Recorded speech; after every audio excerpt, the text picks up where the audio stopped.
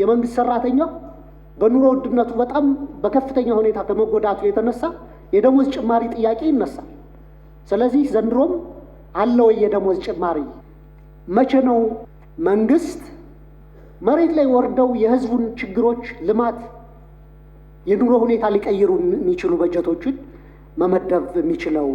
ክቡር ጠቅላይ ሚኒስትሩ ቅርብ ጊዜ አዋጭ እንዳልሆነ ተናግረው ነበር። በሳምንቱ ወይ በሁለት ሳምንቱ ይመስለኛል የክልሉ መንግስት ባለስልጣኖች ሂደው ስራውን አስጀመርን ሲሉ ሰምቻለሁና። ሰላም ጤና ይስጥልን ውድ የዘዴይሊ አዲስ አበባ ተመልካቾቻችን እንደምን ሰንብታችኋል? ዛሬም እንደተለመደው አንድ አዲስ ጉዳይ ይዘን ወደ እናንተ መጥተናል። የህዝብ ተወካዮች ምክር ቤት የፌዴራል መንግስት የ2009 ዓመተ ምህረት አጠቃላይ በጀት 2.3 ትሪሊየን ብር ሆኖ እንዲጸድቅ ውሳኔ አስተላልፏል። በዚህ ጉዳይ ላይ ውይይት ያደረገው የህዝብ ተወካዮች ምክር ቤት እንግዲህ አጠቃላይ በጀቱ ጥሩ የሚባልና የኢትዮጵያን ኢኮኖሚ እድገት የሚመጥን ስለመሆኑ አብዛኛው የምክር ቤት አባላት አንስተዋል። ከነዚህ የምክር ቤት አባላት መካከል ግን እንደተለመደው ዶክተር ደሳለኝ ጫኔ የተለዩ አዳዲስ ሀሳቦችን አንስተዋል። በተለይም ደግሞ ከዚህ አጠቃላይ በጀት ውስጥ ወደ 1.6 ትሪሊየን የሚሆነው ከግብር የሚሰበሰብ መሆኑ ኢትዮጵያውያንን የሚያሰቃይ ይሆናል የሚል ጠንካራ መልእክት አስተላልፈዋል። ከዚህ ባሻገር ደግሞ የመንግስት ሰራተኛው በኑሮ ውድነት እየተቸገረ በመሆኑ የደሞዝ ጭማሪ መኖር አለበት ሲሉም ተከራክረዋል። ከዚህ በተጨማሪ ደግሞ በአማራ ክልል እንዲሁም በተለያዩ የሀገሪቱ አካባቢዎች እየተገነቡ የሚገኙ ግን አሁን በፌዴራል መንግስቱ ችግር ምክንያት የተቋረጡ የመንገድና የግድብ ፕሮጀክቶችስ መቼ መጠናቀቅ አለባቸው? መንግስት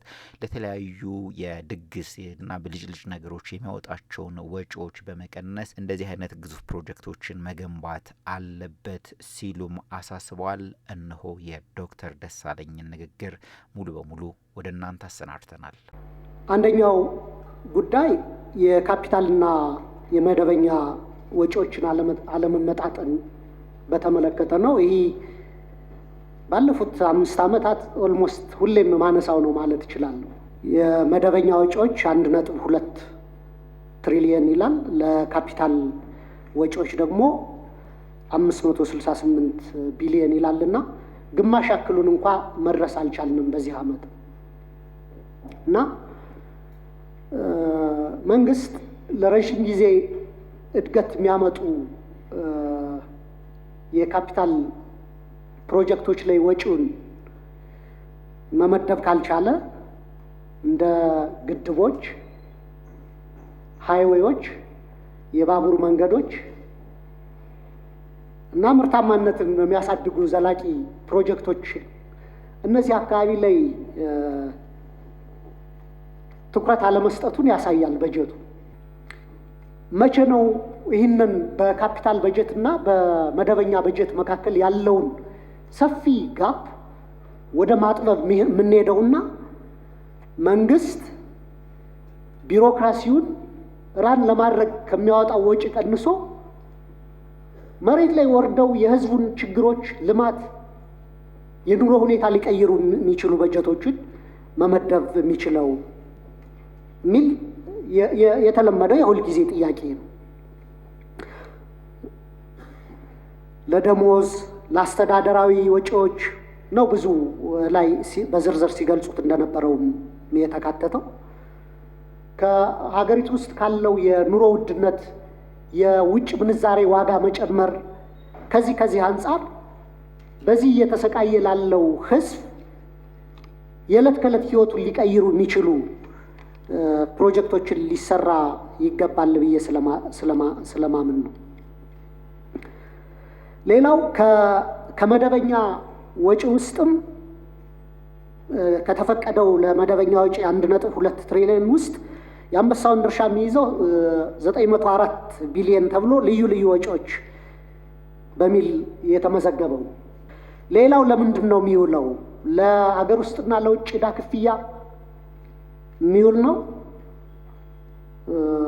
ወይስ ለሌላ? ለምንድን ነው? ላስቲር አስታውሳለሁ ልዩ ወጪዎች ቢለው በስቷል የደሞዝ ጭማሪ ያለው ወይ ብዬ ጠይቄዎት አይ የለም ካሉ ከአንድ ወር በኋላ ነበር የደሞዝ ጭማሪ የተጨመረውና ዘንድሮም የመንግስት ሰራተኛው በኑሮ ውድነቱ በጣም በከፍተኛ ሁኔታ ከመጎዳቱ የተነሳ የደሞዝ ጭማሪ ጥያቄ ይነሳል። ስለዚህ ዘንድሮም አለው የደሞዝ ጭማሪ። የለም ብለውስ ሊጨመር ይችላል ወይ ከአንድ ወር በኋላ የሚለውን እሱንም ማንሳት ፈልጋለሁ። በመጨረሻ የመስኖ ልማቶች ላይ እኔ በዚህ ዓመት የሚመደበው በጀት ቋሚ ኮሚቴውን በደንብ ቢያየው ብዬ ማስበው አዲስ ከምንጀምር ይልቅ አዲስ አያስፈልግም እያልኩ አይደለም፣ ግን ብዙ የመስኖ ፕሮጀክቶቻችን ከ10 ዓመት በላይ የሚጓተቱ ናቸው። አማራ ክልል ለምሳሌ ማየት እንችላለን። የረብ መገጭ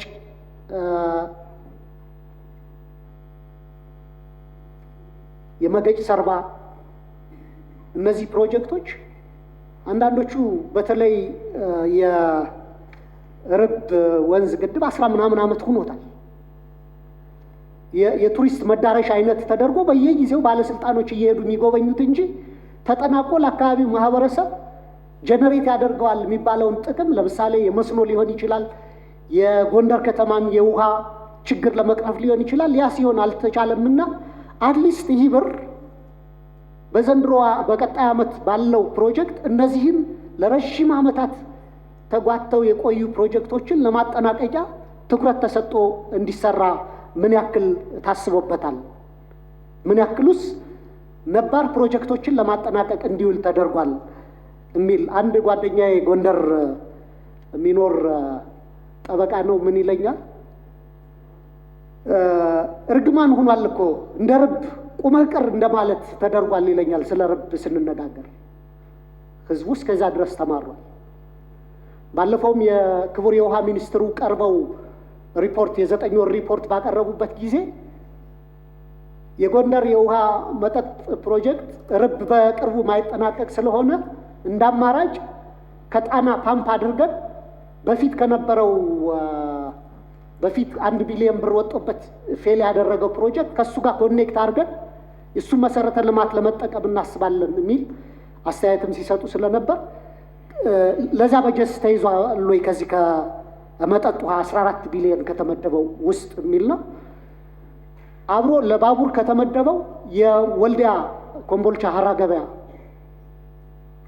አዋሽ ወልዲያ አዋሽ ኮምቦልቻ ወልዲያ ሀራ ገበያ ፕሮጀክት እሱ ክቡር ጠቅላይ ሚኒስትሩ ቅርብ ጊዜ አዋጭ እንዳልሆነ ተናግረው ነበር። በሳምንቱ ወይ በ2 ሳምንቱ ይመስለኛል የክልሉ መንግስት ባለስልጣኖች ሂደው ስራውን አስጀመርን ሲሉ ሰምቻለሁና በዚህ በተካተተው በበጀት ተደግፎ በቀረበው ዝርዝር ውስጥ ይሄ ተካቷል ወይ?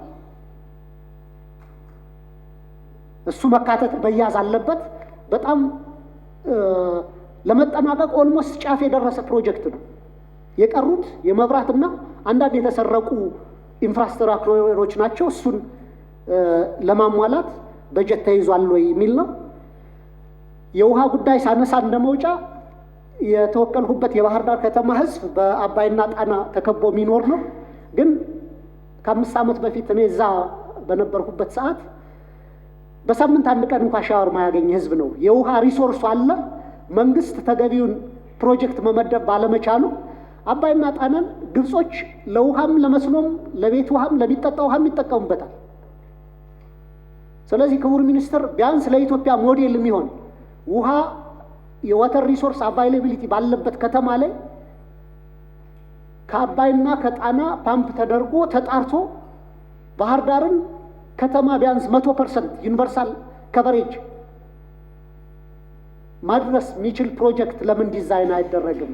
በዚህ ዓመትስ ከዚህ 14 ቢሊዮን ውስጥ ለሱ ለምን አይያዝለትም የሚል ጥያቄ ማቅረብ ፈልጋለሁ። በጣም አመሰግናለሁ።